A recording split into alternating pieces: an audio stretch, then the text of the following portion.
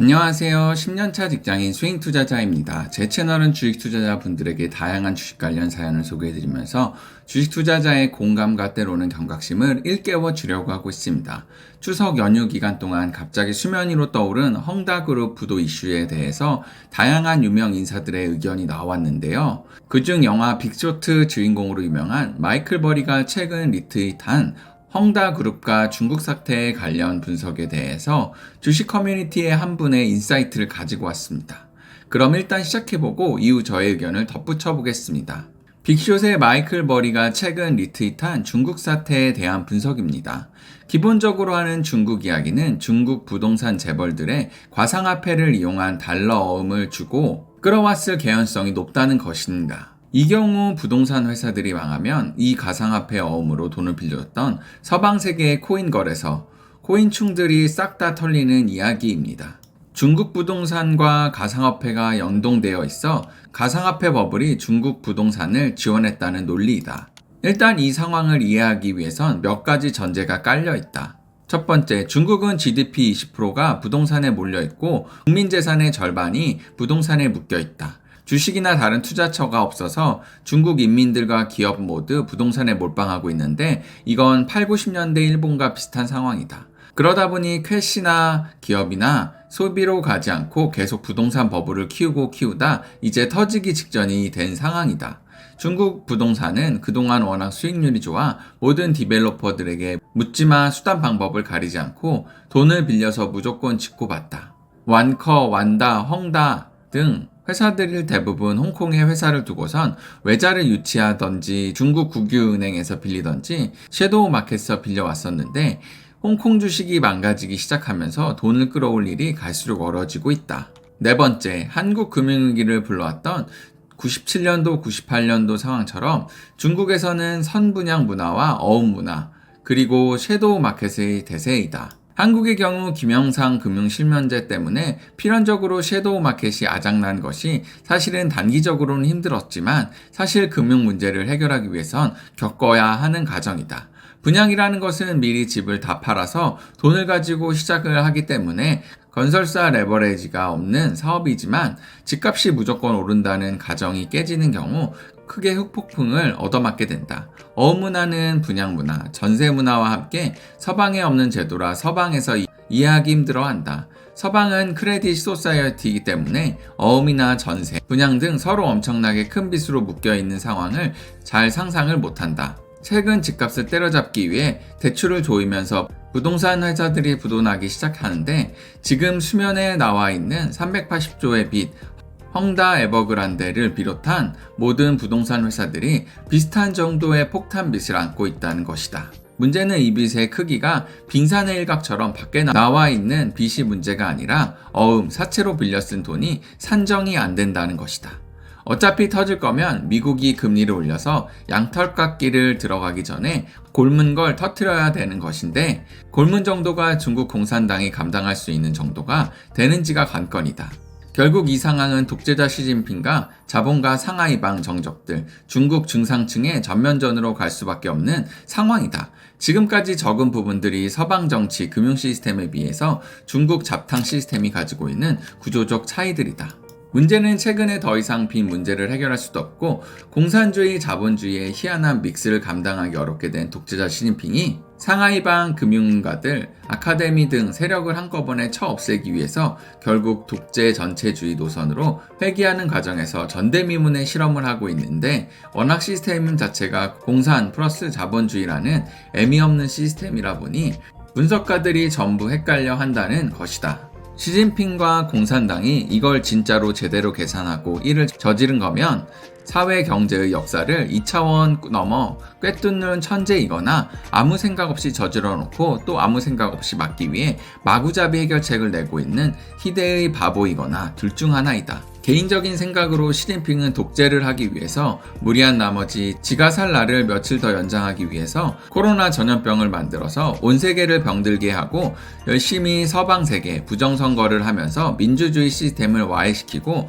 정말 전 세계 똥칠을 해대는 시진핑 시진핑은 희대의 미치광이, 민폐, 만악의 근원인 인간일 뿐 생각이 있는 인간은 아님이 확실한 것 같다. 이제 막판 챕터는 말도 안 되는 빚으로 만든 경제 위기를 코로나 바이러스처럼 전 세계에 전파한 뒤 자폭하는 시나리오와 같다. 히틀러가 독일을 끌고 가면서 온갖 민폐질을 일으킨 것처럼 독재자의 끝은 결국 정해져 있는 듯하다. 본론으로 가서 최근 헝다 사태를 비롯한 부동산을 때려잡고 있는 시진핑이 왜 저런 무모한 짓을 하는가? 사람들은 많은 의문을 가지고 있다. 아니, 부동산 회사가 망하면 자기들 돈도 엄청 날아갈 텐데 그걸 감당할 수 있나?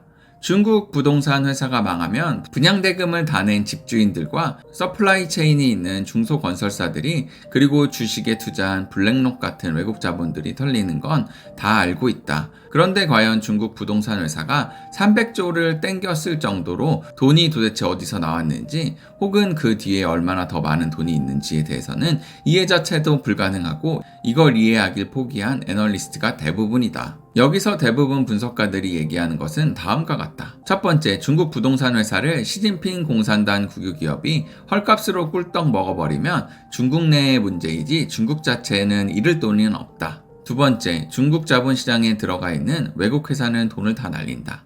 이게 시진핑이 신나하는 시나리오다. 외국인 돈을 떼먹는 것.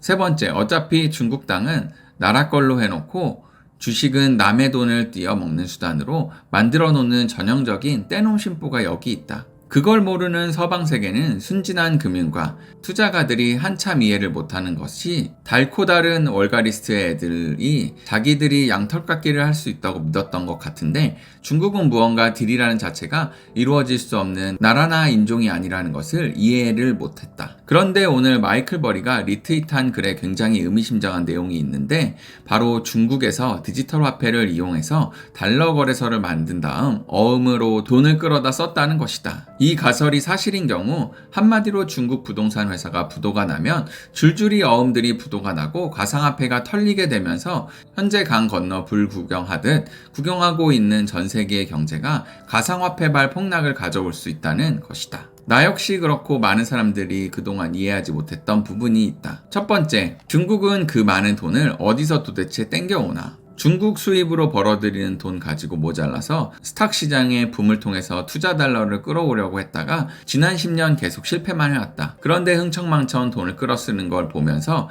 대부분 가상화폐 채굴에서 팔아서 돈을 좀 만들었겠거니 하는 정도로 생각했다. 그런데 마이클 버리가 인용한 트윗을 보면 테더에서 가상화폐 어음을 끌어왔다는 내용이 나온다. 예를 들어 중국 부동산 회사가 가상화폐 10개를 10불 외상으로 팔겠다고 하고 10달러를 빌려온다. 가상화폐 10개는 나중에 준다고 했다. 상식적으로 가상화폐는 뒤로 갈수록 비싸지는 데다가 프리미엄 존 얹어주겠다고 계약하면 서방 애들은 신나서 가상화폐 어음을 받고 10달러에 그걸 판다. 그런데 문제는 절대로 안 망할 줄 알았던 부동산 회사 헝다가 부도 처리되면서 가상화폐 10개가 통째로 날아간다. 그러면 외국인들은 10불만 뺏기고 털리고 끝나는 것이다. 한마디로 가상화폐 시장이 그동안 중국 부동산 시장의 돈줄이었다는 뜻이다. 두 번째, 중국 정부는 왜 가상화폐, 마카오, 게임 산업 등 외자 투기 자본이 될 만한 것들을 심하게 구제하는가? 위 가설이 만에 하나 사실이라면 최근에 중국 공산당이 난데없이 가상화폐를 반토막 내고 없애고 하는 이유가 설명이 된다. 첫째로 가상화폐가 그동안 부동산 버블을 키우고 상하이방, 땅 장사하는 사람들의 물주 역할을 해왔다는 얘기 때문이다. 둘째로 가상화폐를 조져서 반토막 나면 손해보는 것은 중국 회사가 아니라 외국 자본, 코인충들이기 때문이다. 가상화폐를 파는 나라는 중국이고 사는 나라는 대부분 외국 거래소인데 그동안 많은 사람들이 그 가상화폐 돈이 공산당의 갑부들의 비자금으로 흘러 들어간다고만 얼핏 생각했다. 그런데 가상화폐 돈이 중국 공산당 정부 쪽이 아니라 부동산 땅 장사들한테 흘러가는 상황이었다면 중국 공산당의 행동이 납득이 간다. 이는 최근 마카오 크랙다운과 연동되어 있는데 투기자본 이꼴 부동산 버블이라는 인식과 같다는 설명이다. 마카오가 날아가면 마카오에 투자한 외국 회사들, 특히 외국 자본이 손해를 본다. 세 번째, 그럼 달러를 쓰는 사업들을 다 사장시키고 달러를 버는 사업들도 사장시키고 나면 세국 정책을 하겠다는 이야기인가? 사실 시진핑은 본인의 독재가 중요하지 공산당 전원이 잘 먹고 잘 살 필요는 없다. 문제는 쿠데타가 걱정되는 거겠지. 시진핑은 인민이 잘 살든 말든 상관이 없다. 밀란이 일어나지만 않는다면 문제는 중국이 달러를 많이 벌고 많이 쓸수록 자본주의의 서구 사상들에 물들어 본인의 입지가 갈수록 좁아지는 것이다. 어떠셨나요? 전 개인적으로 빅쇼트라는 영화를 너무 재밌게 보았고 마이클 버리를 좋아하기 때문에 아주 흥미롭게 이 글을 보았습니다. 물론 해당 의견이 어찌 보면 가상화폐와 중국 공산당 그리고 시진핑 관련 음모론으로 생각할 수도 있지만 그래도 나름 짜임새와 그럴 수도 있겠다라는 것으로 받아들이면 좋을 것 같습니다.